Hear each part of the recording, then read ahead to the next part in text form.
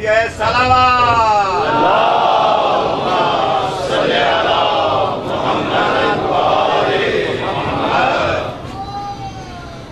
ماشاءاللہ لا حول ولا قوت الا باللہ العلی العظیم۔ اعوذ باللہ من الشیطان الرجیم، بسم اللہ الرحمن الرحیم۔ الحمدللہ الواحد الاحد والفرد الصمد، الذي لم يلد ولم يولد ولم يكن له كفوا أحد، والصلاة والسلام على أفضل العدد والعبد المؤيد والرسول المسدد والمحمود الأحمد، حبيب إله العالمين وبالقاسم محمد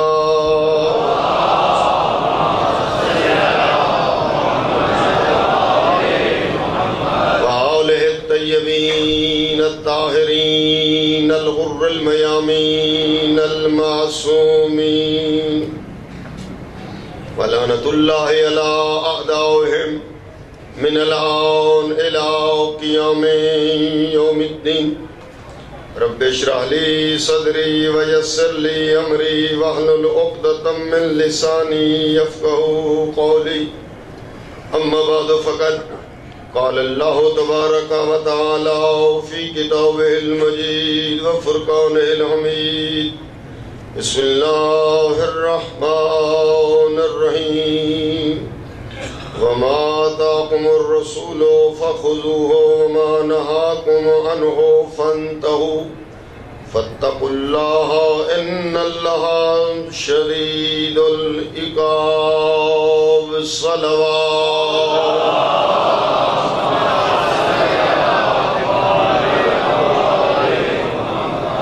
میرے دوستو، میرے محترم مکرم معظم سامعین گرامی، سادات کرام وغیر سادات، ذوی الاحترام محبان رسول و آل رسول، اطاعت رسول کے عنوان سے عشرہ محرم الحرام 1436 جاری و ساری ہے۔ اس آیہ مجیدہ کے ذیل میں تفسیر قرآن عملی شکل میں پیش کی جا رہی ہے کہ رسول نے کیا لیا، کیا دیا، اور کس نے لیا اور کتنا لیا۔ جو کچھ اسلام کی جتنی تعبیریں اور تفسیریں ہیں دنیا پیش کر رہی ہے کہ اسلام کا یہ مفہوم ہے، اسلام کی یہ حقیقت ہے، اگر وہ معصومین کے ذریعے سے رسول تک وہ تعبیر پہنچتی ہے تو اس کے ماننے میں کوئی شک نہیں ہوتا،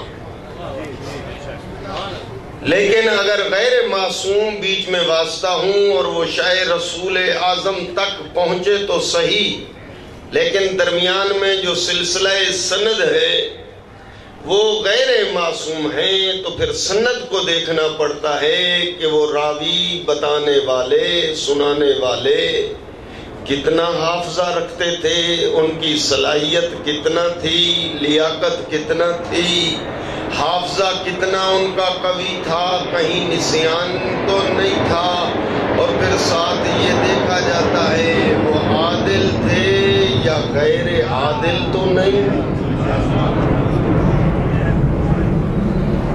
یہ وہ بنیادی شے ہے۔ اسلام آپ تک پہنچا، لیکن آج امت مسلمہ کے پاس جو اسلام ہے وہ ذرا مختلف شکلوں میں ہے۔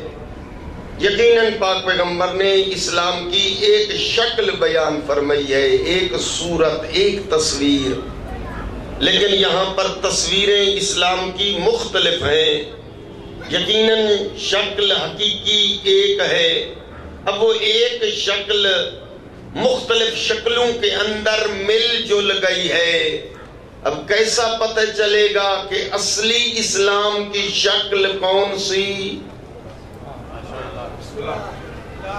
بالکل ٹاپک وہ آج ہے اس طرح کہ اب وہ اسلام لیں تو کس سے لیں کہ اصلی اسلام ہو. اللہ رب العزت نے ایک قانون بنایا ہے کہ میرے اسلام کے راہبر چاہے وہ نبی ہوں چاہے وہ نبی کے وصی ہوں وہ غیر معصوم نہیں ہو سکتے. اسلام کی تعبیر اور تفسیر اور ایکسپلینیشن کرنے والے اس کے اصول ہوں یا اس کے فروع دینے والے صرف معصوم ہوں گے. غیر معصوم بے شک ایماندار ہوں بھی لیکن بھولے سے غلطی تو ممکن ہے اس سے لیا جائے جس سے بھولے سے بھی غلطی ممکن ہی نہ ہو.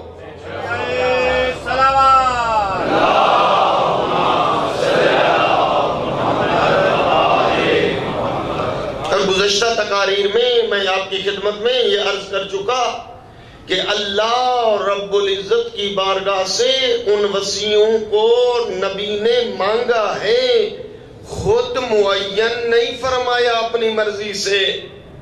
اور یہی وجہ ہے کہ نبی کی دعا رب ادخلنی مدخل صدق واخرجنی مخرج صدق واجعل لی من لدنک سلطانا نصیرا.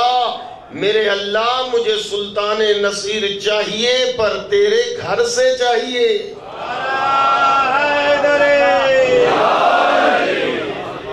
تیرے پاس سے چاہیے. من لدن کا آپ کی طرف سے آپ کی جانب سے چاہیے مجھ رسول کو سلطان.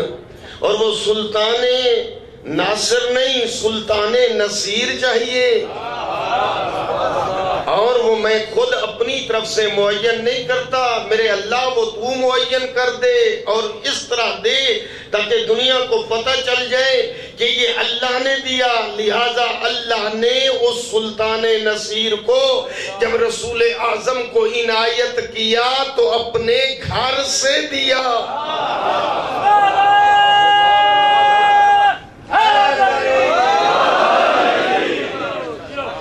وہ معصوم رہنما.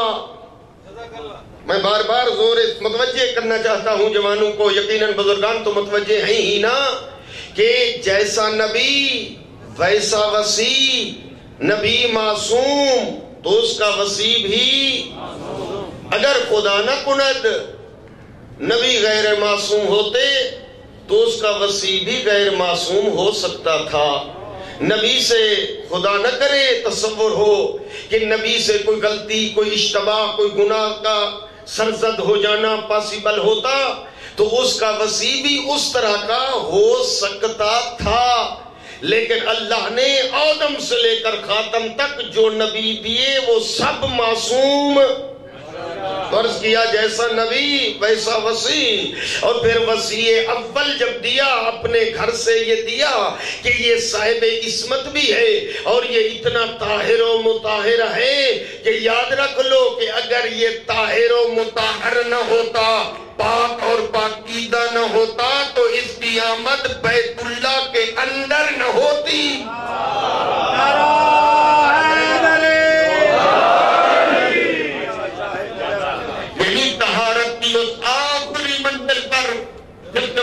سب نے یہ جملہ لکھا ہے اپنے کتابوں کے اندر، فہم نہیں دے ورنہ میں وہ کتابیں عالم اسلام کی گنواتا اور ان کتابوں کے جلدیں اور صفحے جو ہے وہ جہاں بیان کرتا تاکہ آپ کے یقین اور معلومات میں جہاں اضافہ ہوتا پھر دنیا کو پتہ چلتا کہ یہ صرف تشیع کی بکوں میں یہ جملے نہیں لکھے ہوئے، یہ عالم اسلام کی معتبر تاریخیں ہوں یا معتبر تفسیریں ہوں، ان کے اندر یہ جملہ لکھا ہوا ہے کہ ولدت فاطمہ بنت اسد علی فی جوف الکعبہ، کہ علی کی ماں فاطمہ بنت اسد نے علی کو خانہ کعبہ کے عین سنٹر میں جنم دیا.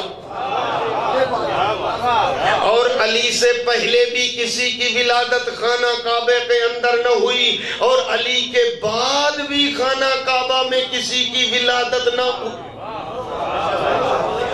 یعنی کھانا کعبہ موجود، نبی آتے رہے پر بیت اللہ میں نہیں، وسیع آتے رہے پر بیت اللہ میں نہیں، رسول آتے رہے پر بیت اللہ تھا پر بیت اللہ میں نہیں۔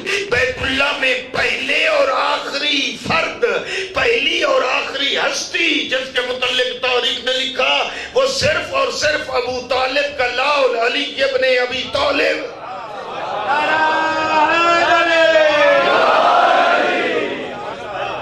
اصل میں متوجہ کرنا چاہتا ہوں امیر المومنین کی طہارت، امیر المومنین کی عصمت، کہ معصوم ہیں اور عصمت کے بھی مدارج ہیں۔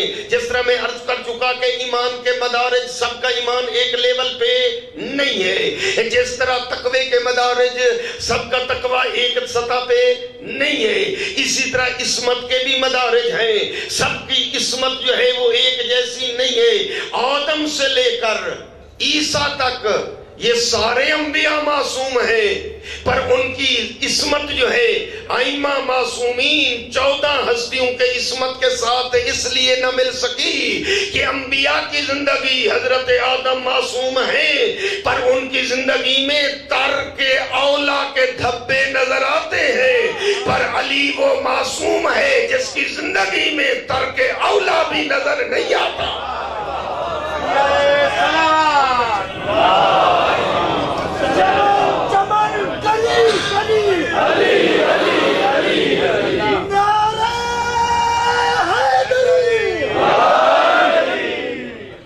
اور یہی وجہ ہے کہ تاریخ نے لکھا کہ جب 13 رجب المرجب کی سوہانی شب مادر امیر المومنین بیت اللہ کا طواف کر رہی ہے، اور آپ کو تو علم ہے کہ امیر المومنین اپنے بھائیوں میں سب سے چھوٹے، سب سے بڑے جو ہیں جناب طالب، پھر عقیل، پھر جناب جعفر، پھر ہیں امیر المومنین۔ جی ولادت کے ایسے موقع پر جی یعنی بی بی کا وہ مقام ہے کہ ایسا نہیں ہے کہ پہلے بچے کی ولادت ہے، 3 بچے پہلے بھی ولادت ان کی ہو چکی، لیکن ایسے موقع پر تاریخ نے لکھا کہ ان 3 ولادتوں کے موقع پر بی بی نے گھر نہیں چھوڑا اور اس موقع پر خانہ کعبہ میں نہیں آئی۔ پتہ چلتا ہے وہ اس موقع پر ہاں خود نہیں آئی بلکہ بلائی گئی۔ اور طواف بیت اللہ کرتے ہوئے جو جملے بی بی نے کہے اس جملے سے نتیجہ آپ خود لے لیجئے، وہ جملے میں عرض کر دیتا ہوں آپ کی خدمت میں کہ جب مادر امیر المومنین بیت اللہ کا طواف کرتے ہوئے جیسے طواف مکمل ہوتا ہے، خانہ کعبہ کے 4 کونے ہیں، ایک کونے میں حجر اسود جو ہے وہ نصب ہے، اور دوسرے کونے کا نام ہے رکن شامی، تیسرے کونے کا نام ہے رکن عراقی، اور چوتھا کونا جہاں سے مادر امیر المومنین بیت اللہ کے اندر انٹر ہوئی ہے اس کونے کا نام ہے رکن یمانی۔ رکن یمانی کے پاس آتی ہے اور بیت اللہ کا غلاف پکڑ کر وہ جملے کہتی ہے۔ ابھی رسول کائنات نے اعلان رسالت نہیں کیا، جوان متوجہ ہیں، اور میں ہدیہ یہ جملے متوجہ کر کے کہوں تو نوجوان زیادہ لطف اندوز ہوں گے، مطلب کھل جائے گا، اور جو سوال نوجوانوں سے دنیا والے کرتے ہیں میرے یہ برادران یا نوجوان جو ہیں ان کو وہ جواب پیش کر سکیں گے کہ امیر المومنین کی ولادت اعلان رسالت سے 10 سال پہلے ہو رہی ہے۔ ابھی نبی نے علم توحید بلند نہیں فرمایا، ابھی میرے نبی نے دنیا والوں کو کلمہ نہیں پڑھایا، ابھی دنیا والے مومن و مسلمان نہیں ہوئے، اعلان رسالت نہیں ہوا۔ 10 سال پہلے مادر علی بیت اللہ کا طواف کرنے کے بعد خانہ کعبہ کا غلاف پکڑ کے یہ دعا مانگ رہی ہے، اللہم انی مومنۃ بکا، اے اللہ میں تیرے اوپر بھی ایمان رکھتی ہوں، تیرے رسولوں پر بھی ایمان رکھتی ہوں، تیری بھیجی ہوئی کتابوں پر بھی ایمان رکھتی ہوں۔ اعلان رسالت ہوا نہیں، 10 سال بھی پہلے کہہ رہی ہے تیری توحید کو بھی مانتی ہوں، تیرے نبیوں کی نبوتوں کو بھی مانتی ہوں، اور بھیجی ہوئی کتابوں کو بھی مانتی ہوں۔ پھر ماننا پڑے گا رسول نے جن کو کلمہ پڑھا کر مسلمان کیا ہے وہ مسلمان اور ہیں، اور اعلان رسالت سے پہلے والے مومن اور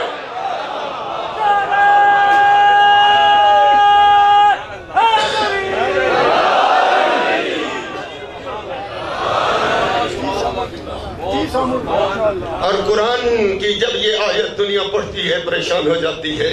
لقد من اللہ علی المؤمنین اذ بعث فیہم رسولا منہم. ہاں کہ اللہ نے احسان کیا مومنوں پر جب انہی مومنوں میں اپنا رسول بھیجا.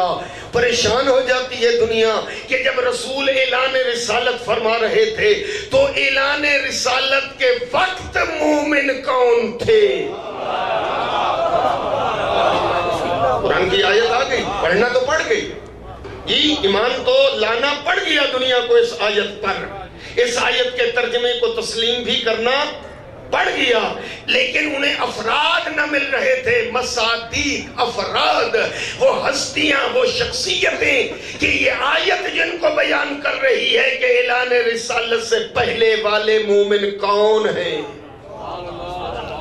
ابھی بی بی کی دعا کا جملہ جو ہے وہ ختم نہیں ہوا، اور اسی رکن یمانی کی طرف سے بیت اللہ کی دیوار میں در بنا. بیت اللہ کی دیوار میں در بنا. اب لکھنے والوں نے لکھا کہ یہ بات تو پکی ہے اور یہ بات سچی ہے، لیکن یہ ہوا اچانک. اچانک کیسے ہو گیا؟ سڈنلی، اچانک، اتفاقاً ایسے ہو گیا. لہذا مومنوں نے اسے سر پہ اٹھا لیا کہ دیکھو یہ فضائل علی ہے، اتفاق ایسا ہو گیا. میں کہتا ہوں دوستو، اتفاق کو اپنے عقل کی کسوٹی پہ ذرا پرکھ لیں. کسی بڑی عمارت کے قریب آپ کھڑے ہوں، اتفاق سے اس بڑی عمارت میں شگاف ہو جائے. تصور کریں آدھی دیوار ادھر ہو جائے، آدھی ادھر ہو جائے، کیا پروگرام ہے؟ آپ آگے بڑھیں گے یا پیچھے؟ تاریخ اٹھائیں، انعام دوں گا ہسٹری کے اسٹوڈنٹ کو جو مجھے کسی پھٹی ہوئی کتاب میں اتنا دکھا دے کہ مادر علی کے قدم جو ہیں وہ پیچھے ہٹے ہوں. نہیں، قدم آگے بڑھا کر آگے بڑھی ہے. کوئی عملی شکل سے بتا دیا کہ دیکھو میں فرار کی ماں نہیں ہوں، میں حیدر کرار کی ماں.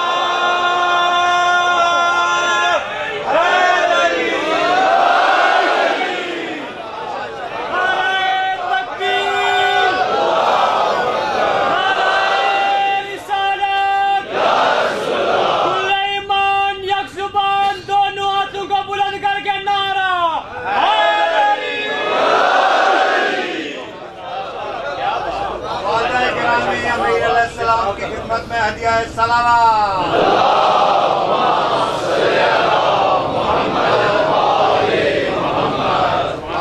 جی میں جملہ عرض کر رہا تھا کہ یہ سب نے لکھا. اگر اتفاقاً ایسے ہوتا، یہ جواب دے رہا تھا اتفاق سڈنلی ہو گیا، ٹھیک ہے اتفاقاً ہو گیا، تو پھر عقل کیا کہتا ہے کہ آگے بڑھنا چاہیے یا پیچھے ہٹنا چاہیے؟ لیکن تاریخ یہ کہتی ہے بی بی اندر گئی جی. اور پھر میں کہتا ہوں کہ یہ بیت اللہ کے کلید بردار تھا، یہ خاندان بنی ہاشم، چابی بھی موجود ہے جی. یہی وجہ ہے، بعض تو کہتے ہیں کہ بس یہی وجہ ہے کہ امیر کی ولادت ہو گئی خانہ کعبہ میں، تو اب جو ہے ہاں یہ عظمت علی امیر المومنین کو ہاں یہ مولانا صاحبان جو ہے دینے کے لیے کوشش کر رہے ہیں. نہیں میرے دوستو، ہماری کیا مجال کہ ہم یہ عظمتیں حضرت علی کے لیے خود بنائیں. میں کہتا ہوں کہ اگر ہاں بات آ گئی ہے تو جملہ عرض کر دیتا ہوں محبت سے.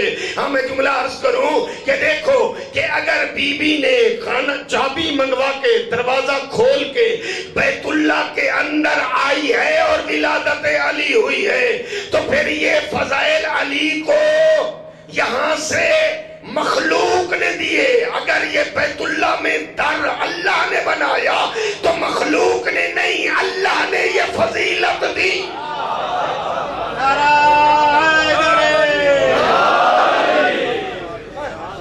اور اس لیے میں کہتا ہوں کہ دروازے سے آ سکتی تھی، بے شک آ سکتی تھی جی، پر نہیں. کیوں؟ اس لیے کہ پتہ چلے کہ میں خود نہیں آئی، مجھے بلایا گیا جی. اور اس سے ہٹ کر ہاں بیت اللہ کہ وہ بیت اللہ کا در ہے، اور جو ہستی آ رہی ہے یہ نبی کے علم کے شہر کا در ہے. در در میں نہیں لگتا، در دیوار میں لگتا. اور پھر اگر اچانک ایسے ہوا تھا تو تاریخ نے لکھا جیسے بی بی اندر داخل ہوئی وہ دیوار مل گئی. اور 3 دن وہ دروازہ بند رہا. شاید کچھ دوستوں نے نہ سنا ہو، سن لو. اردو میں بھی کتاب ہے سیرت معصومین کے نام سے، جی حضرت علامہ شیخ عباس کی کتاب ہے، اور اصل پرشین میں ہے، منتہی الاعمال کے نام سے اٹھائیں اور اس میں دیکھیں کہ بی بی جب 3 دن کے بعد واپس آئی ہے تو دروازے سے نہیں آئی، جہاں سے گئی تھی وہاں سے آئی.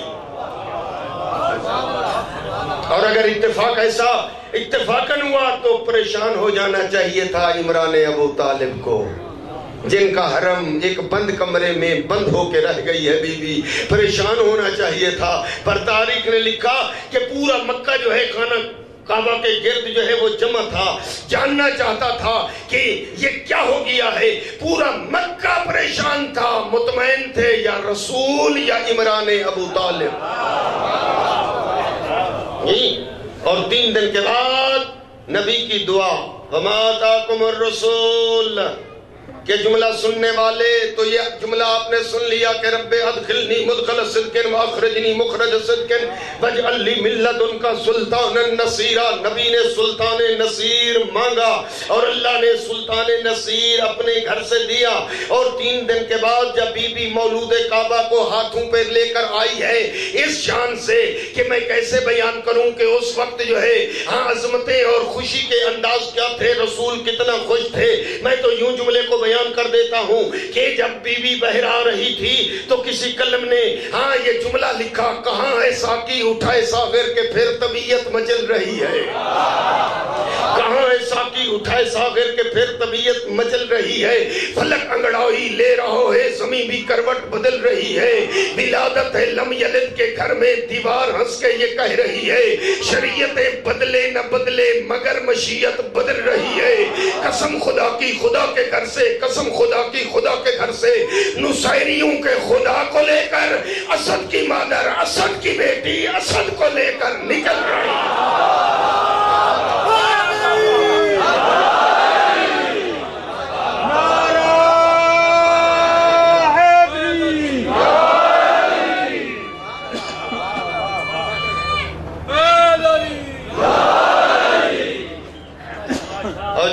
باہر آئی ہے. جو صحیح 2 روایتیں ہیں. ایک روایت یہ ہے کہ پہلے عمران ابو طالب نے اٹھایا، لیکن جو اس کے ساتھ دوسری روایت ہے، میں کہتا ہوں صحیح ترین روایت وہ ہے. وہ روایت یہ ہے کہ سب سے پہلے اٹھانے والے ہیں رسول اکرم. بی بی سے لینے والی ذات رسالت ہے، جس کی دعاؤں کا ثمر، جس کے دعا کی قبولیت یہ سلطان النصیرہ ملا، تو سب سے پہلے نبی نے بڑھ کر اٹھایا. اب دنیا دیکھ رہی تھی کہ یہ کیا ہوگا. لکھنے والے لکھ رہے تھے، قلم ہاتھ میں تھے، مورخین تاریخ لکھنا چاہتے تھے. جی اس وقت پیغمبر نے جیسے مولود کعبہ کو ہاتھوں پہ لیا تو آنکھیں بند تھیں، جیسے نبی کے ہاتھوں نے مولود کعبہ کو چھوا آنکھیں کھول دیں. دوسرے لفظوں میں یوں کہوں کہ آخری درجے کی رسالت کے ہاتھوں پہ پہلے درجے کی امامت آئی. آنکھیں کھل گئیں اور رسول نے بڑھ کر پہلے اپنی زبان اس مولود کعبہ کے منہ میں دہن اقدس میں دی. اب لکھنے والوں نے لکھا کہ اس وقت اس بچے نے زبان رسول کو یوں چوسنا شروع کیا جس طرح ایک شیرخوار بچہ دودھ پیتا ہے. اب لکھنے والے کہتے ہیں ہمیں نہیں علم کہ وہ کیا دے رہے تھے اور یہ کیا لے رہا تھا. وہ چوستا رہا. یہ اس وقت بات کھل گئی، پتہ چلا کہ وہ کیا دے رہے تھے. یہ خالی زبان کا چوسنا اور چوسانا تھا یا کوئی چیز منتقل ہو رہی تھی. اور جس وقت زبان چسا چکے اس وقت رسول نے کہا یا اخی اقرا، بھائی کچھ پڑھ میں سنوں.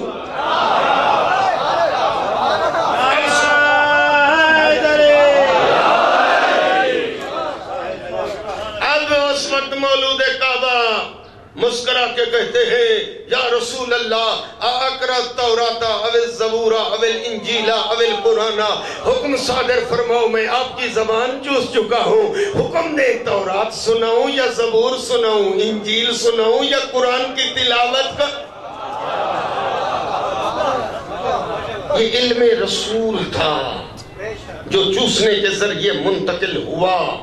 اب طول و تفصیل میں نہیں جا سکتا، اس لیے کہ یہاں پر یہ آزادی کا دور ہے جس کے دور میں جو بھی بات آتی ہے وہ کہہ دیتا ہے کہ کیسے چلو مان لیتے ہیں کہ قرآن جو ہے سنایا ہوگا نبی کو، لیکن تورات و زبور و انجیل کی تلاوت کیسے کی؟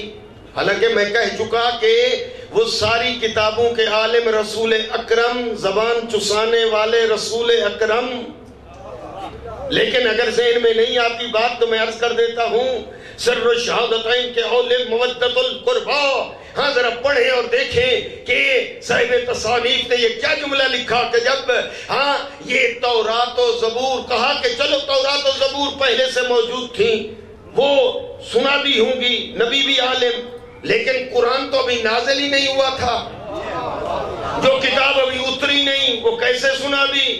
آئیے میرے دوستو، قرآن نازل ہونے سے قبل پہلے کہاں تھا؟ سب جواب دیں گے لوح محفوظ کے اندر موجود تھا۔ جی ہاں، یہی وجہ ہے علامہ حمدانی لکھتے ہیں کہ جس وقت امام حسن کی ولادت ہوئی اور رسول نے ہاتھ پہ اٹھایا ہوا تھا تو امام حسن بچپنا ہے اور لوح آسمان کی طرف مسلسل جو ہے وہ دیکھ رہے ہیں۔ نبی کے پیارے پوچھتے ہیں یا رسول اللہ، یہ آپ کا نور نظر، یہ آپ کا فرزند مسلسل آسمان کی طرف دیکھ رہا ہے، یہ کیا وجہ ہے، کیا راز اور کاز ہے؟ اس وقت میرے نبی نے فرمایا ان الحسن یطالع لوح محفوظ فی حجر امہ، میرا بیٹا حسن بچپن میں لوح محفوظ کا مطالعہ کرتا ہے۔ اگلے صفحے پر یہ حدیث درج کی کہ الحسن والحسین سیدہ شباب اہل الجنہ، حسن اور حسین جوانوں نے جنت کے سردار ہیں، ابوہما افضل منہما، ان کا بابا علی ان دونوں سے افضل ہے۔ میں کہتا ہوں جس کا بیٹا نبی کے ہاتھوں پر آ کر لوح محفوظ کا مطالعہ کرتا ہے، کیا ان کا باپ نبی کے حکم پر لوح محفوظ سے قرآن پڑھ پڑھ کر نہیں سنا سکتا؟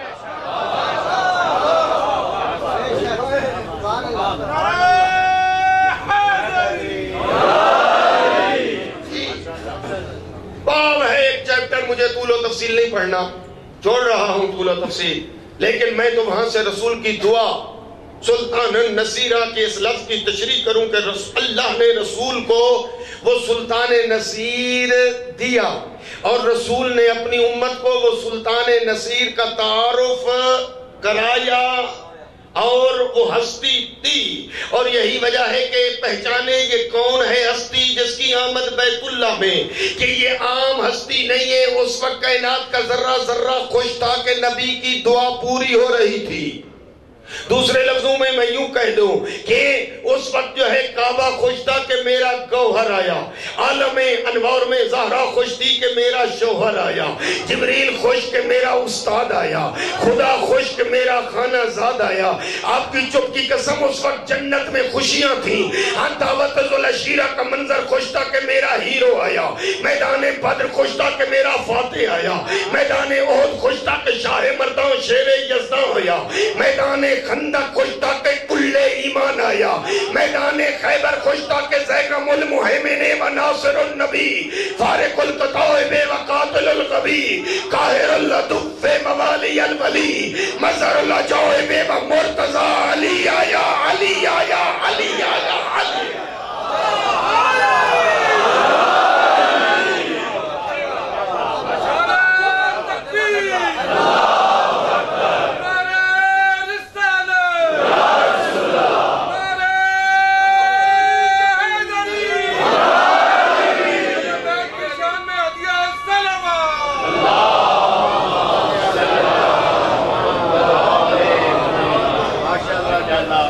سلطان النصیرہ کی مانگی ہوئی دعا پوری ہو رہی تھی، اور یہی وجہ ہے کہ جیسے پیغمبر نے لیا سب سے پہلے بڑھے عمران ابو طالب اور دیکھ کر عرض کرتے ہیں یا رسول اللہ تھوڑی دیر کے لیے میرا بیٹا مجھے دے دیں تاکہ میں اس کا نام رکھوا لوں۔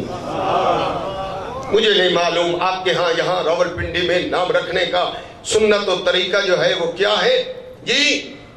دیکھ کر رسول پوچھتے ہیں چچا جان آپ اپنے بچے کا نام خود نہیں رکھیں گے؟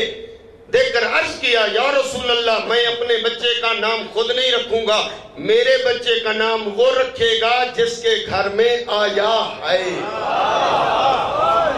ذرا آئیں، ہمارے علاقے میں یہ رواج ہے کہ بچہ جس گھر میں پیدا ہوگا نام رکھنے کا حق انہی کو ہوگا۔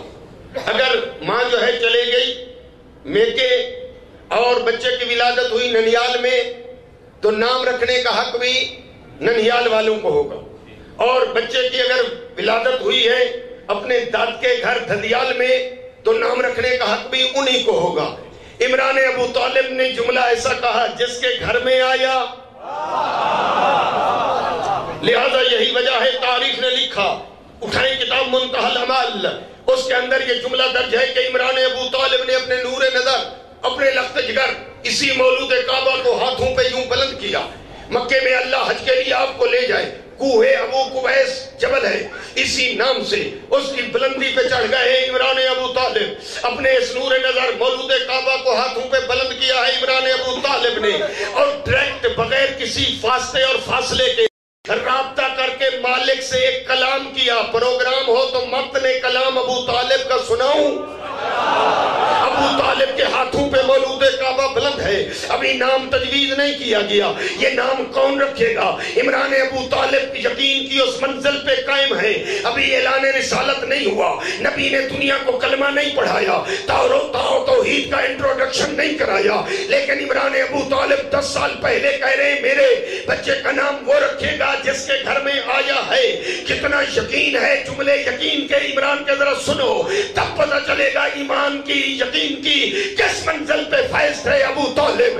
ہاتھوں پہ مولود کعبہ ہے، نام معین نہیں ہے، اور دیکھ کر دعا کر رہے ہیں یا رب ذلغسق تجی والقمر المبتلج المزی بین لنا من حکمک المقضی ماذا ترى فی اسم الصبی۔ وقت مقرر پہ سورج کو مشرق سے نکالنے والے، مغرب میں غروب کر دینے والے رب، بین لنا من حکمک المقضی، اپنے طے شدہ فیصلے سے تو ابو طالب کو بتا دے ماذا ترى فی اسم الصبی کہ تو نے اس بچے کا نام کیا رکھا ہے۔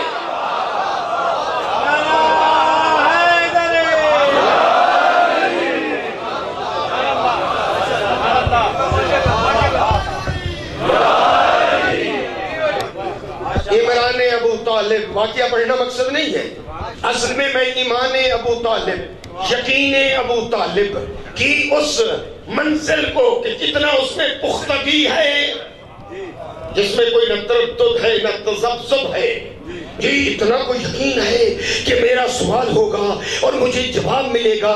تاریخ نے لکھا کہ ادھر ابو طالب کے سوال کی ابھی آخری شعر کی سطر یا ختم نہ ہوئی تھی، آسمان سے ایک تختی اتری سبز رنگ کی،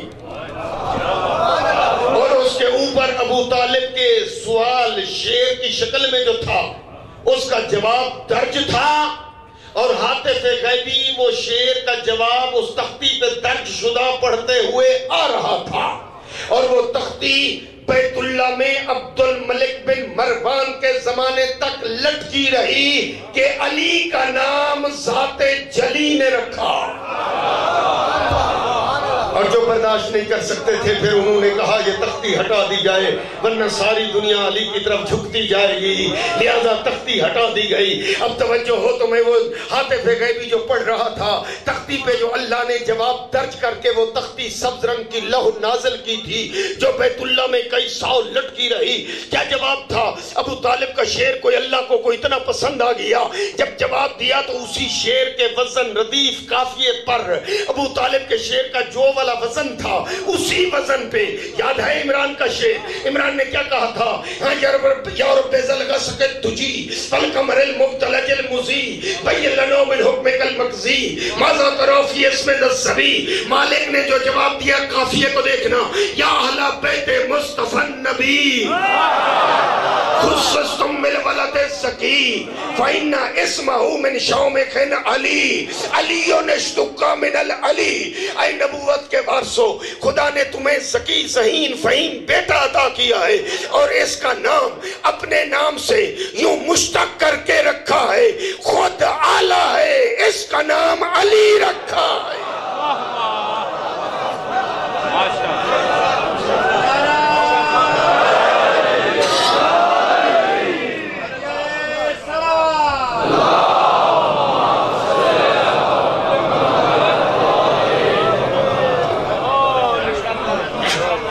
آؤ میرے دوستو، علی، لفظ علی صفت مشبہ ہے۔ لفظ علی گرامر کے صرف کے حوالے سے دیکھو، صرف کے حوالے، تصریف کے جو دوست ماہر ایکسپرٹ بیٹھے ہیں توجہ کریں کہ لفظ علی یہ صفت مشبہ ہے اور اس کا معنی ہے یعنی انتہائی بلند۔ علی کا ترجمہ پیش کر رہا ہوں، عقیدت مند موجود۔ علی یعنی ہر صفت میں بلند، جس کمال میں دیکھو تو بلند، جس فضیلت میں دیکھو تو بلند۔ میں سوچتا ہوں کیا عمران ابو طالب، آپ خود بھی نام تجویز کر سکتے تھے، بلکہ نبیوں کے نبی سلطان موجود تھے انبیاء کے، وہ نام تجویز فرما دیتے کافی تھا، لیکن عجب نہیں اس راہ کو کیوں کر اختیار کیا گیا۔ ہاں شاید اس لیے کہ اگر نبی نام رکھ دیتے جی، یا عمران ابو طالب نام رکھ دیتے، ہاں جو جن کا سینہ بڑا نہیں ہے، فضیل علی جن کے دل و دماغ میں نہیں آ سکتے، وہ کہتے نام رکھا تھا بلند۔ پھر یہ پتہ نہیں بچہ بلند بنا بھی ہے یا نہیں۔ بلند علی نام دیکھو رکھ لیا، یعنی ہر صفت میں بلند ہے، ہاں ہر کمال میں بلند ہے، ہاں لیکن آؤ یہی وجہ ہے عمران ابو طالب نے یہ نام خود نہ رکھا اور نبی نے بھی نہ رکھا، بلکہ اس ذات جلی نے رکھا کہ اس بچے کی پوری زندگی جس کے سامنے ہے۔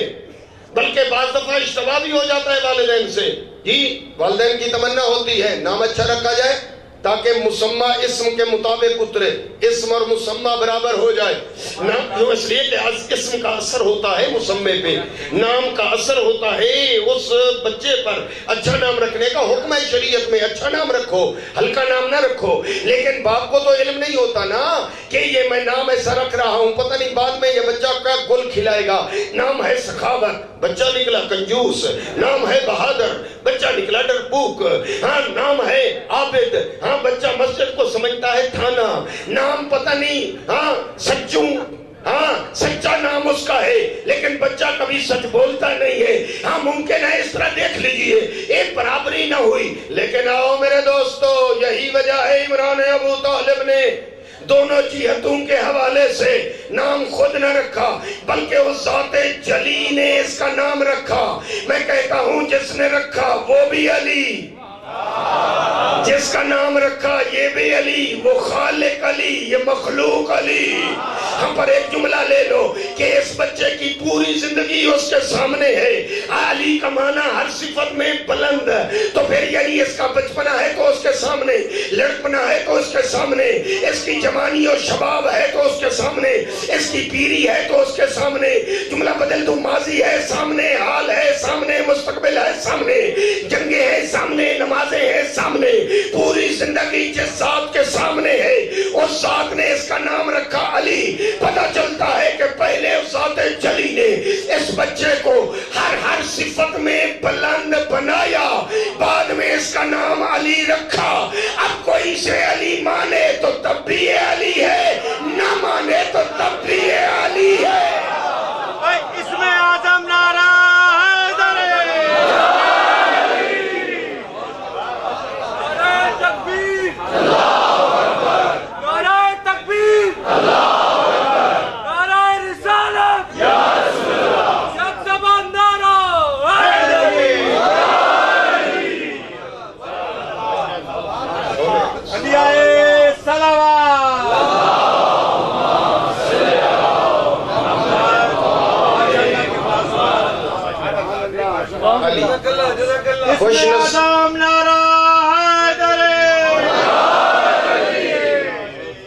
میرے دوستو میں کہتا ہوں خوش نصیب ہو آپ کہ آپ کو علی جیسا مرشد و امام ملا کہ جس کی مثال بعد از محمد کائنات میں نہیں ملتی۔ آؤ خوش نصیب ہو، میں کہتا ہوں اسی عنایت پہ سجدے بھی کرو۔ جی تو کم ہے، آؤ جی دنیا تو پوچھتی ہے، میں نے جملہ پہلے کہہ دیا کہ خانہ کعبہ میں علی کے علاوہ کسی کی ولادت نہیں ہوئی، نہ علی سے پہلے نہ علی کے بعد۔ خانہ کعبہ موجود تھا حضرت آدم کے وقت سے، جی اگر طوفان نوح میں گر گیا تو حضرت ابراہیم نے وہ دیواریں بلند کی، طول و تفصیل آپ کے سامنے ہے، میں نہیں پڑھ سکتا تاریخ بیت اللہ جی، لیکن کبھی سوچتا ہوں کہ علی کی ولادت خانہ کعبہ میں جہاں فضائل علی سنائے جا رہے تھے، فضائل علی دکھائے جا رہے تھے کہ اور اللہ کے علم میں بھی کہ ممکن ہے علی کسی کے سینے میں نہ آ سکے، بلندیاں علی کی دکھا دی، فضائل علی کے دکھا دیے۔ ہاں اس کی کئی جہتیں، کئی راز اور کاز اور ریزن اور وجوہات ہو سکتی ہیں، وہ سب تو میں پیش نہیں کر سکتا۔ ہاں البتہ ایک وجہ پیش کر دیتا ہوں، چلو ہاں، تاکہ آئیے ذرا ایک منزل اور بڑھ جائے کہ علی کی ولادت خانہ کعبہ میں للرجال جی درجہ کہ الرجال قوامون علی النساء، مرد حاکم عورت محکوم۔ ہر مرد کو عورت سے صفات اور کمالات میں بلند ہونا چاہیے۔ کیوں؟ اس لیے کہ مرد ہے حاکم، عورت ہے محکوم، اور اگر مرد صفات و کمالات میں پست ہوا خاتون سے تو شاید نتیجہ آبادی نہ ہو جی، شادی خانہ آبادی نہ ہو سکے جی۔ میں دیکھتا ہوں بات مثالیں بھی موجود ہیں،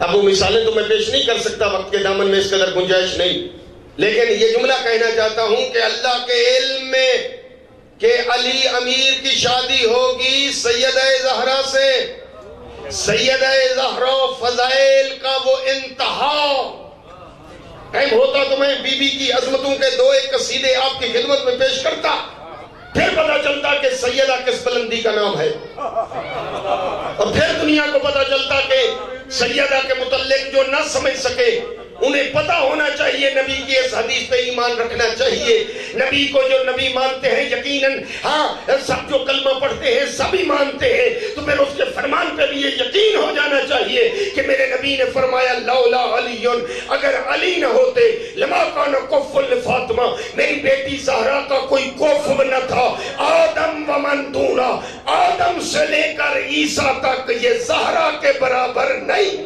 بی بی پاک کی خدمت میں ہدیہ صلوات۔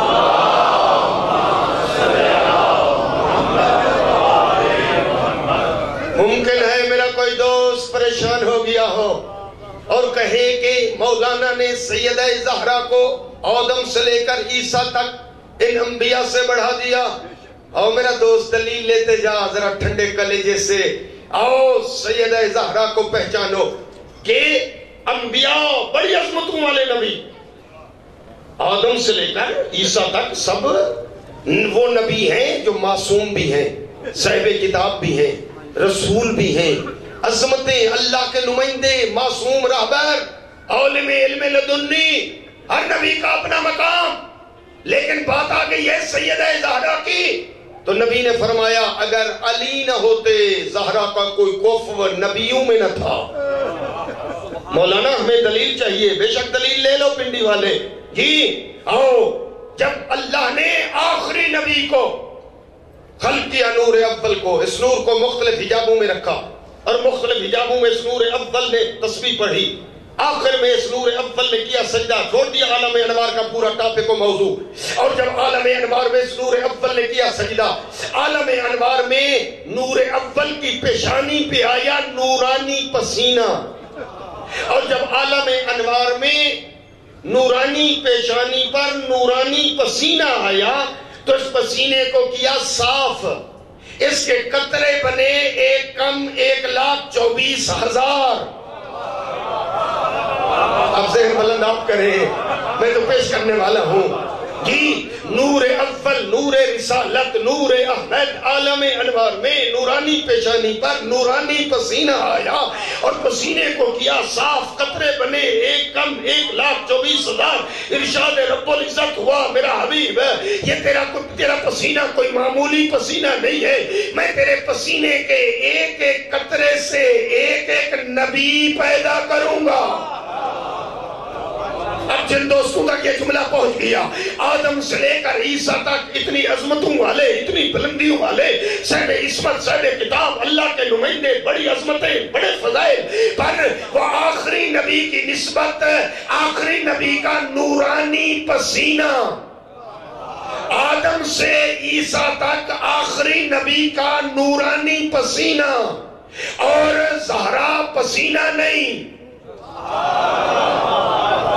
الفاطمہ تو بضعۃ منی، فاطمہ ہے میرا حصہ، میرا خون، وہ ہے پسینہ، زہرا ہے خون۔ حاکم وہ بن سکتا ہے جو اس کا حاکم فضائل میں اس سے زیادہ ہو۔ تو یہی وجہ ہے کہ علی پسینہ نہیں، دوست آ جاتے ہیں، فون بھی کرتے ہیں، مولانا ذرا بتا دو کیا فرق ہے علی میں اور فلاں کس میں؟ میں کہتا ہوں تمہارا کوسچن ہی غلط ہے تمہارا سوال۔ کبھی تقابل نہ کرایا کرو علی کا کسی عام آدمیوں سے۔ کیوں؟ اس لیے کہ ہم جنس کا مقابلہ ہوتا ہے ہم جنس سے، خاکی کا مقابلہ خاکی سے، نوری کا مقابلہ نوری سے، معصوم کا مقابلہ معصوم سے۔ حتماً آپ نے قسم کھا رکھی ہے کہ یہ سوال کرنا ہی ہے، تو پھر آؤ مجھ سے پوچھو، یوں سوال کرو، مومن کمی بتاؤ کیا فرق ہے علی میں اور نبیوں میں؟ پھر میں عرض کروں گا آدم سے لے کر عیسیٰ تک یہ ہے آخری نبی کا پسینہ، علی پسینہ نہیں۔ نبی سینے سے لگا کر کہتے یا علی لامو کا لامی، دمو کا دمی، روحو کا روحی، یا علی تو میرا پسینہ نہیں ہے، تو ہے میرا خون۔ انبیاء ہے پسینہ، علی ہے خون محمد۔ علی میں اور نبیوں میں اتنا فرق ہے جتنا خون اور پسینے میں ہوتا ہے۔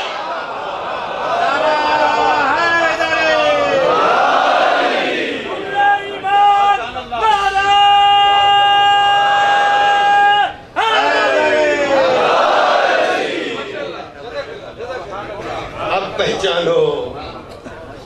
اب علی کی عظمت کا ایک جملہ کہتا ہوں، لے لو تو پھر میں سمیٹ لوں گا اپنی تقریر کو۔ اب ذہن میں یہ جملہ ہونا چاہیے کہ انبیاء ہے پسینہ، علی ہے خون مصطفیٰ۔ زہرا کا حاکم بننے کے لیے جی انبیاء اس پیمانے پہ پورے نہ آ سکے جہاں علی پہنچا۔ اب یہ بات یہاں پہنچ گئی کہ سیدہ زہرا سلام اللہ علیہا کی عظمت کے مقابلے میں علی امیر کو پہچانو، علی ہے سیدہ، ہاں علی ہے حاکم، اور سیدہ علی کی ہے محکومہ۔ جس محکومہ کی برابری آدم سے لے کر عیسیٰ تک، جس کی محکومہ کے برابر آدم سے لے کر عیسیٰ تک، محکومہ علی کی بات کر رہا ہوں۔ محکومہ علی کی منزل ذرا ذہن میں اتر جائے، علی کی منزل کا اندازہ ایک حد تک ہو جائے گا، آخر تک جملہ پہنچنا چاہیے۔ جس کی محکومہ کے برابر آدم سے لے کر عیسیٰ تک انبیاء نہ ہو سکے، اس محکومہ کے حاکم کے برابر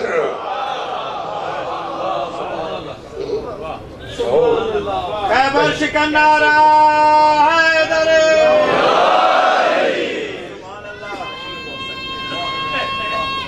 حیدری، حیدری۔ یہی وجہ ہے کہ عظمتیں اور فضائل امیر المومنین کے، میں جملہ عرض کر رہا تھا کہ اللہ کے علم میں کہ علی امیر کی شادی ہوگی زہرا سے۔ زہرا کبھی گھر کے پاک ماحول میں تطہیر کی چادر میں بیٹھ کر علی سے یہ کہہ دے یا علی میں وہ ہوں جو رحمت للعالمین کے گھر میں پیدا ہوئی ہوں، تو علی ہے حاکم، حاکم کا سر جھکے نہیں۔ متوجہ ہو گئے ہیں نا؟ علی کی شادی ہوگی زہرا سے، زہرا کبھی یہ جملہ علی سے آرام سے چادر تطہیر کے پاک ماحول میں بیٹھے علی سے کہہ دے یا علی میں وہ ہوں جو رحمت للعالمین کے گھر میں پیدا ہوئی ہوں، تو علی ہے حاکم، علی کا سر جھک کے نہیں۔ علی سر اونچا کر کے کہہ دے یا زہرا اگر تو رحمت للعالمین کے گھر میں آئی ہے تو میں وہ ہوں جو رب العالمین کے گھر میں آیا۔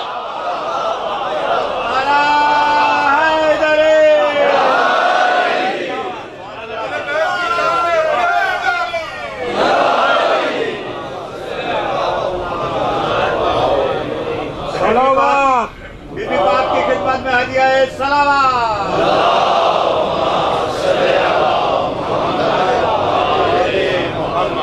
आओ मेरे दोस्तों, अल्लाह ने अपने रसूल को अपने घर से अली दिया और नबी ने हमें वो अली दिया जो अल्लाह ने नबी को दिया।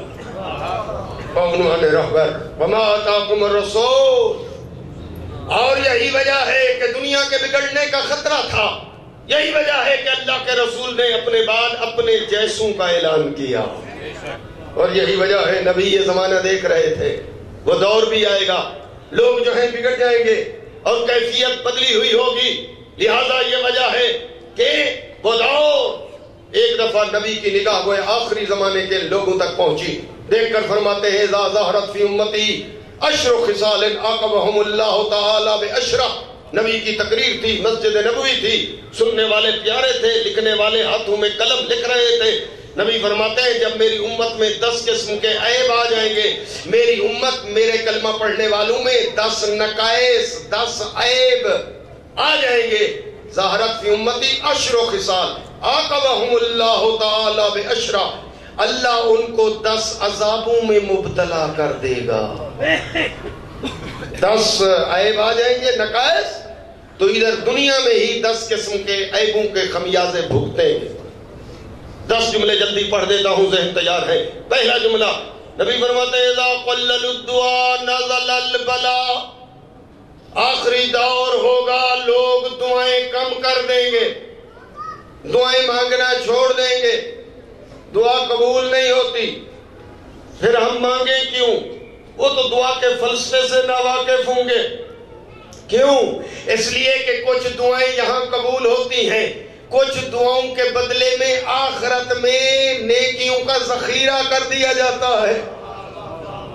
दुआएं एक दुआ चैप्टर है, दुआ रद्द नहीं होती, वो इबादत में लिख दी जाती है। जो चीज नफेमंद हो वो मिल जाती है। नुकसान वाली दुआ मांगो, अल्लाह कबूल नहीं करता, वो शायद नुकसान दे। एक चैप्टर है दुआ का, कभी मौका मिला तो इंशाल्लाह दुआ का ही चैप्टर पेश किया जाएगा। उसके वजूहात, उसकी कबूलियत, उसके मदारिज, उसके असबाब, उसके अदा। फरमाया वो दौर आएगा मेरी उम्मत दुआएं छोड़ देगी, दुआएं कम कर देगी। फिर सुना दो इज़ा क़ल्ललुद दुआ नज़लल बला।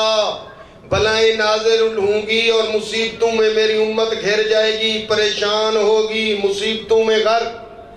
उस वक्त फिर आकर मौलाना साहबान से पूछेंगे नींद नहीं आती जब तक नींद की टेबलेट न खाएं, दौलत तो बड़ी है पर सुकून नहीं, परेशानियां ज्यादा हैं, वजह क्या? नबी मौलाना बताएंगे नबी ने तकरीर की थी मस्जिद नबवी में कि अद्दुआ सलाहुल अंबिया, दुआ नबियों का हथियार है। अगर चाहते हो सुकून, अगर चाहते हो अमन, अगर चाहते हो बलाओं से हिफाजत, तो अद्दुआ, तुमने दुआएं छोड़ी, मुसीबतों ने घेर लिया। पहला जुमला। दूसरा जुमला फरमाया इज़ा तरकुस सदकात कसरतिल अमराज। आखिरी जमाना होगा मेरी उम्मत सदकात बंद कर देगी, खैरात बंद कर देगी, ज़कात रोक देगी, खुम्स अदा नहीं करेंगे। फिर बता दो इज़ा तरकुस सदकात कसरतिल अमराज, बीमारियां बढ़ जाएंगी। फिर आ जाएंगे मौलाना मोमिन साहब बताएं तो सही ये बीमारियां कहां से आ गई? ये फलां को ब्लड प्रेशर, फलां को शुगर, फलां को कैंसर, फलां को तप्तिक, ये बीमारियां ये तो नाम ही नहीं सुने थे, ये कहां से निकल आ गई? मौलाना कहेंगे नबी ने 1400 साल पहले मस्जिद नबवी में तकरीर की थी, फरमाया था जब तुम सदकात बंद करोगे, ज़कात बंद कर दोगे, खैरात बंद कर दोगे, लिल्ला फिल्ला खर्च बंद, तो अल्लाह बीमारियों का दरवाजा खोल देगा। अब तुम्हारी मर्जी, अस्पतालों में खर्च करो या गरीबों पर खर्च कर। नबी की तकरीर है और यकीनन मुझे पता है कि पूरा मजमा दिल में तमन्ना रखे बैठा है कि काश हम मदीने में मस्जिद नबवी में तकरीर नबी की सुनते। मेरे दोस्तों अभी जो तकरीर सुना रहा हूं आवाज मोमिन कुम्मी की है, ठीक है, लेकिन ये अल्फाज और मफाहिम रसूल आजम के हैं। सदकात बंद करेंगे तो बीमारियां घेर लेंगी। जो चाहते हैं कि बीमारियों से आजादी तो सदकात का दरवाजा खोलें। दो तीसरा जुमला नबी की तकरीर का सुने आशिकान रसूल। سرکار فرماتے ہیں تیسرا جملہ اذا منعوا الزکات حلقت المواشی ومنعت الارض برکات من الزر والثمار والمعادن. جب لوگ زکات نہیں دیں گے تو اس وقت جانوروں میں بیماریاں آ جائیں گی، فصلوں کو جیت لگ جائیں گے، باغات اور پھلوں میں کیڑے پڑ جائیں گے. ریوڑ میں ایک بیماری آئی، 6 بکریاں مر گئیں. زکات دیتا تو 1 بکری واجب تھی، یا 6 کا مرنا گوارا ہے، 1 زکات میں دینا گوارا نہیں. بیماریاں یہ ہوں گی کہ فصلوں کو جیت، کیڑے، کپاس کی فصل اگر آ جائے گی تو اس میں امریکن سنڈی، وائرس، تیلا، ملی بگ. مولانا حتیٰ تو یہ باغات میں بھی جیت ہے، ترکاریوں میں بھی کیڑے لگ گئے ہیں. یہ کہاں سے یہ مصیبتیں ٹوٹ پڑی؟ نبی نے 1400 سال پہلے کہہ دیا زکات روکو گے تو حشر یہ ہوگا. جو ناراض نہیں بیٹھے صلوات پڑھیں بآواز بلند.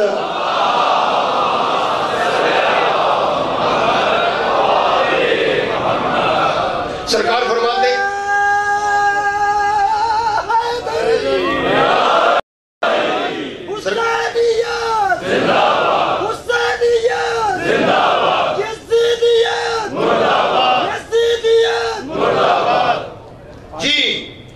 چوتھا جملہ نبی کی تقریر کا ٹائم اختتام تک پہنچے جا رہا ہے. ہاں نبی فرماتے ہیں اذا جار السلطان مونع المدر، جب وڈیرے ظلم کریں گے غریبوں پر، طاقتور کمزوروں پر ظلم کریں گے، پھر بتا دو رحمت کی بارش رک جائے گی، اور اگر آئے گی تو پھر رحمت نہیں ہوگی، زحمت میں بدل جائے گی.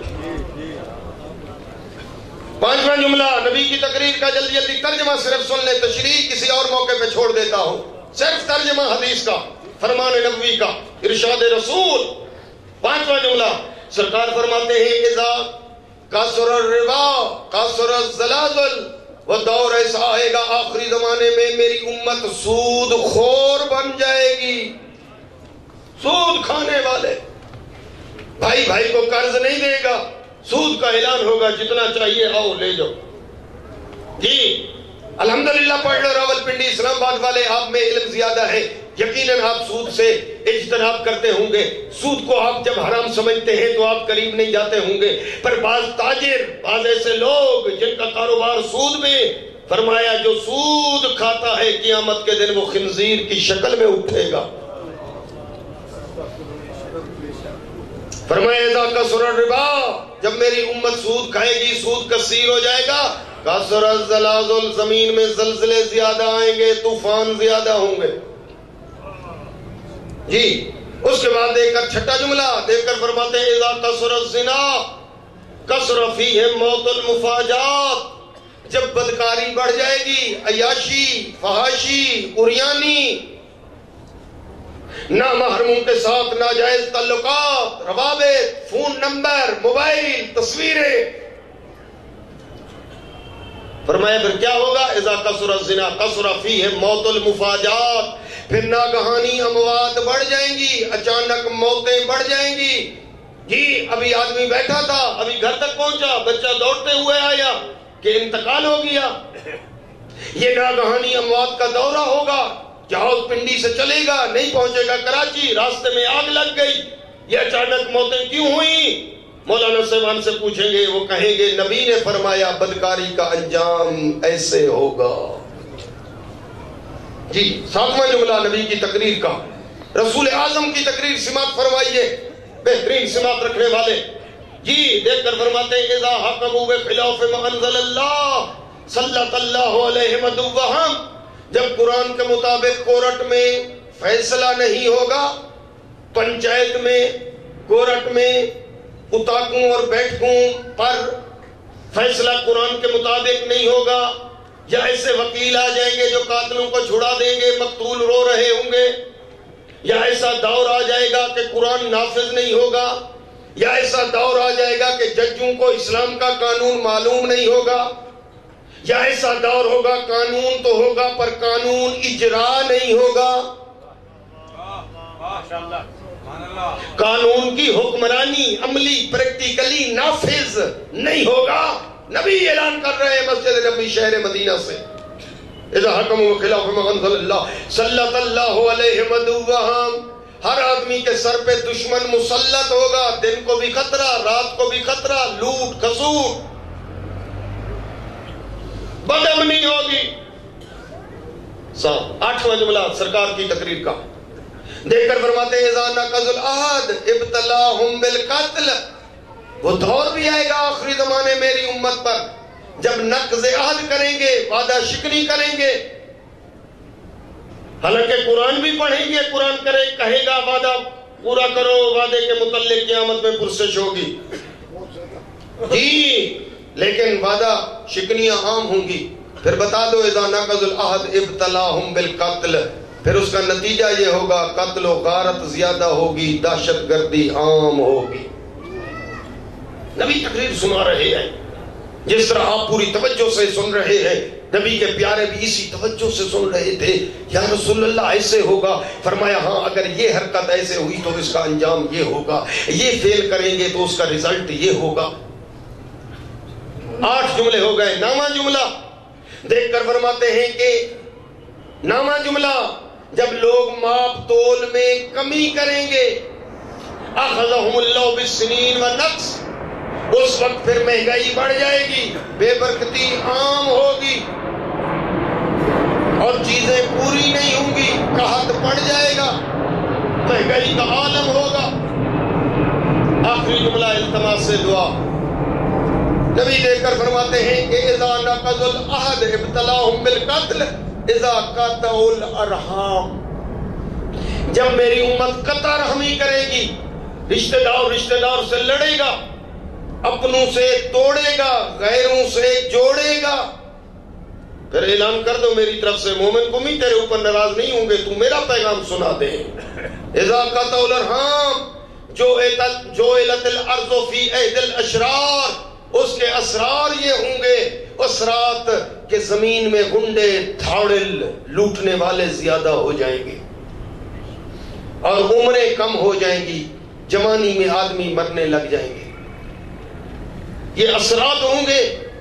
اور اگر یہ لوگ متوجہ ہو جائیں ان بیماریوں سے، اور میری بھی دعا ہے اللہ رب العزت ہم سب کو ان جراثیم سے، ان بیماریوں سے محفوظ رکھے۔ ہاں، جو ان دعاؤں میں شامل ہونا چاہتا ہے صلوات پڑھے بآواز بلند۔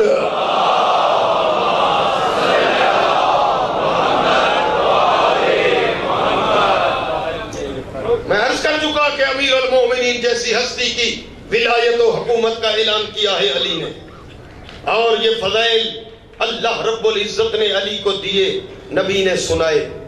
اور اگر دنیا کو یہ فضائل یاد رہتے یا یاد ہونے کے ساتھ ان کا اقرار کر کے مان لیا ہوتا، میں ذمہ داری سے کہتا ہوں واقعہ کربلا پیش نہ آتا۔ کل بھی میں نے عرض کیا تھا، تیاری کے عنوان سے امام عالی مقام نے نانے کی قبر سے الوداع کیا، بھائی حسن کی قبر سے الوداع کیا، اور شاید ابھی میں اندازہ نہ کرا سکوں کہ اس عزاداری کا کتنا ثواب ہے، کتنے اس کے فضائل ہیں۔ دوستو، کبھی اس کے فضائل اور احادیث بیان کر دوں گا، لیکن ابھی اتنا کہنا چاہتا ہوں، ایک سیدزادہ عالم دین نے حبیب ابن مظاہر کو عالم خواب میں دیکھا، جنت میں بلند مقام پہ ہے۔ حبیب اب تو راضی ہے، بڑا خوش ہے نا، بڑا مقام تمہیں ملا ہے۔ دیکھ کر کہتا ہے ایک حسرت دل میں باقی ہے، حبیب ابھی بھی تمنا ہے تیری جنت میں اتنا مقام؟ کہتا ہے دل میں آرزو ہے ایک دفعہ اللہ مجھے دنیا میں بھیجے اور میں فرش عزا پہ بیٹھ کر رسول کو پرسا دوں، فرش عزا پہ بیٹھوں، عزاداری کے جلوسوں میں شریک ہو جاؤں اور میرا نام عزاداروں کی لسٹ میں آ جائے۔ بڑا مقام ہے، کبھی عرض کر دیا جائے گا، بڑا مقام ہے۔ اور پرسہ دو، ذہن میں رکھو، ہم رسول خدا کو پرسہ دیتے ہیں، امام زمانہ کو پرسہ دیتے ہیں۔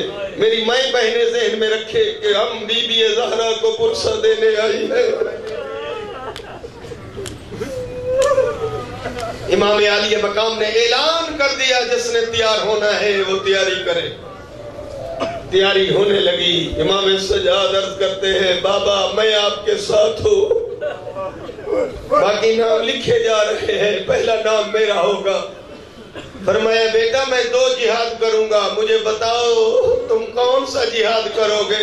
میرا ایک جہاد اصغر ہوگا، ایک جہاد اکبر ہوگا۔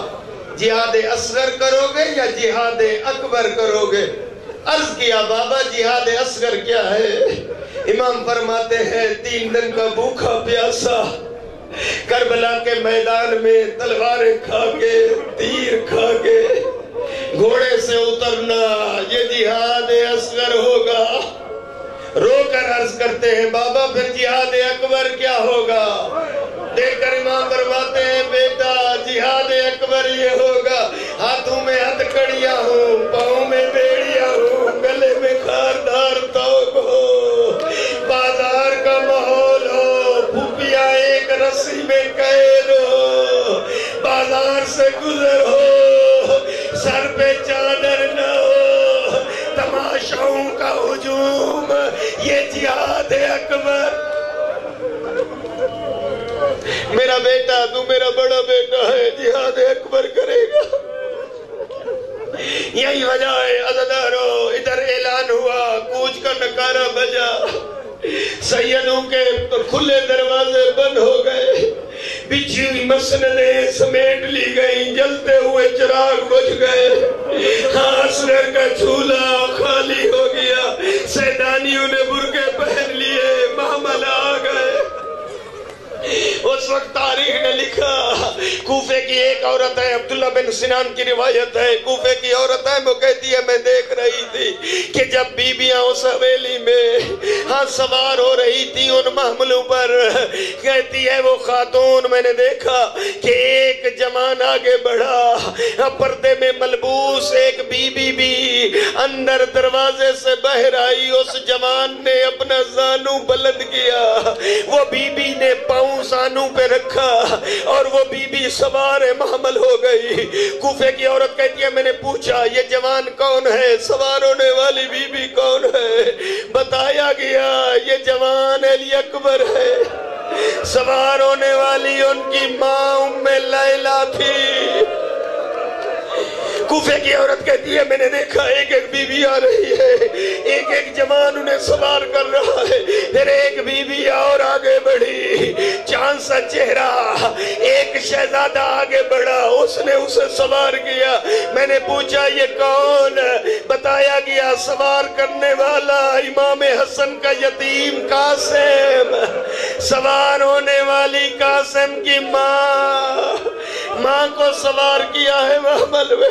وہ کوفے کی عورت کہتی ہے میں نے دیکھا پھر ایک بیوی آئی، اس وقت پھر ایک جوان آگے بڑھا، اس نے سوار کیا، پوچھا، لیکن میں نے دیکھا اس کے ہاتھوں پہ چند دنوں کا بچہ تھا۔ میں نے پوچھا یہ بیوی کون ہے جس کے ہاتھوں میں چند دنوں کا بچہ؟ بتایا گیا یہ بچہ علی اصغر ہے، 16 دن اس کی عمر ہو گئی ہے اور اس بی بی کا نام ام رباب ہے، سوار کرنے والا امام زین العابدین۔ ملاؤ طبیعت پرسا دو، ہر مجلس کو آخری مجلس سمجھا کرو۔ وہ عورت کہتی ہے بیویاں سوار ہو رہی تھی، ایک ایک جوان سوار کر رہا تھا۔ ایک دفعہ میں نے دیکھا ایک سیاہ چادر میں ملبوس بی بی جیسے دروازے سے باہر آئی، حسین نے کرسی چھوڑ دی، حسین آگے بڑھے، عباس دوڑتے ہوئے آگے آئے، کسی نے پردہ پکڑا، اکبر آگے آئے۔ میں نے پوچھا، بتایا گیا ثانیہ زہرا سوار ہونا چاہتی ہے۔ اکبر آگے بڑھے، پھوپھی آپ نے مجھے پالا، میں آپ کو سوار کروں گا۔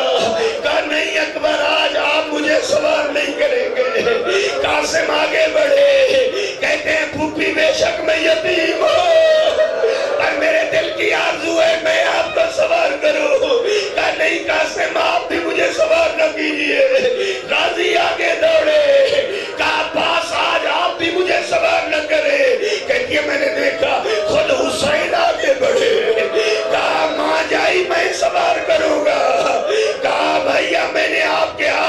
सवार नहीं होना। औरत कहती है मैंने देखा हुसैन के आंखों में आंसू आ गए, देखकर कहा माँ जाई कहो तो मैं नजफ से बाबा अली को बुलाऊं, हाँ भाई हसन को बुलाऊं। कहा नहीं, मुझे आज वो सवार करे जो मदीने से सवार करता जाए और फिर मदीने तक वापसी तक सवार करता है।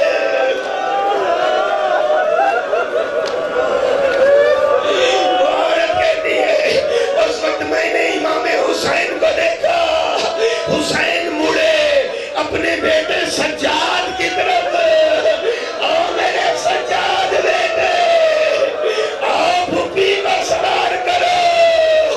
सज्जाद आगे बढ़े, फुप्पी को सवार किया, काफिला तैयार हुआ।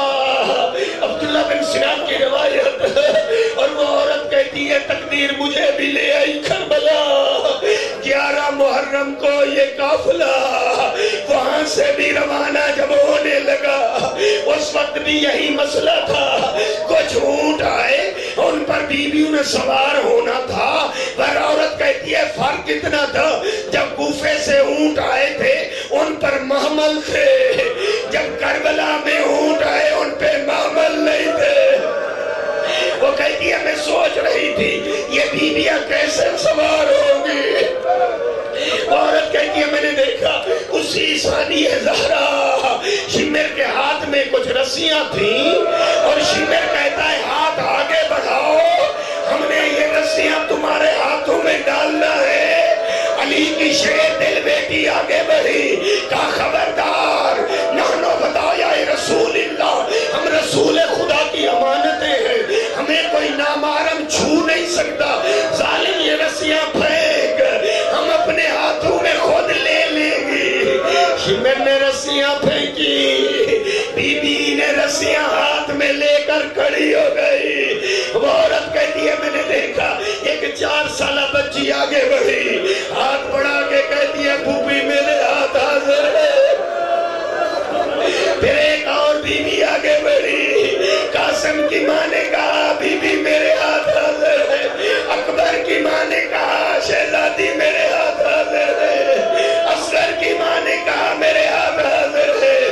वो कहती है फिर सानिए ज़हरा ने करबला में रवानगी अलल कूफा एक एक बीबी को सवार किया। जब एक एक बीबी को सवार करती गई, सब बीबियां सवार हो गई, आखिर में रह गई अली की बेटी। नजरत यमीनन व शिमालन, कभी दाएं देखती थी कभी बाएं देखती थी। एक दफा मक्तल की तरफ देखा, कहा कहां गए हो मेरे अब्बास, कहां गए हो मेरे अकबर। वो फूफी अकेली रह गई है, कोई सवार करने वाला नहीं। सज्जाद आगे बढ़े, हाथों में हथकड़ियां, पाँव में बेड़िया। सज्जाद कैसे सवार करे, ऊंट जमीन पे बैठा, एक खाकस्तरी रंग का ऊंट है। साहिब खुलासतुल मसाइल लिखते हैं सब ऊंटों के गले लग लग कर वो ऊंट कोई बातें कर रहा है। बेइमाम से पूछा सानिए ज़हरा ने, ओ इमाम इब्ने इमाम, ये ऊंट बाकी ऊंटों को क्या कह रहा है? वो जानवरों की बोलियां जानने वाला इमाम। उस वक्त इमाम सज्जाद फरमाते हैं फूफी अम्मा, ये ऊंट बाकी ऊंटों से कह रहा है, नहीं पहचाना